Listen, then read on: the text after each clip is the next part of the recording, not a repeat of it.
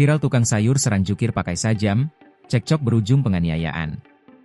Aksi penganiayaan terjadi di pintu masuk sisi barat Pasar Sri Mangunan, Sampang, Jawa Timur.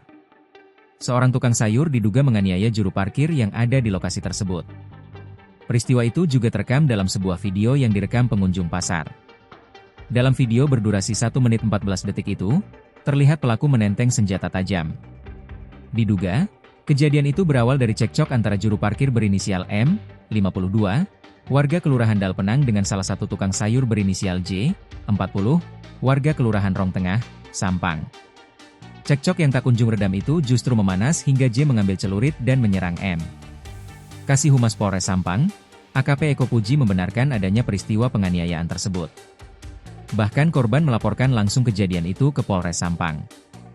Iya betul, korban berinisial M dan terduga pelaku berinisial J, ungkapnya, Selasa, 11 November 2025.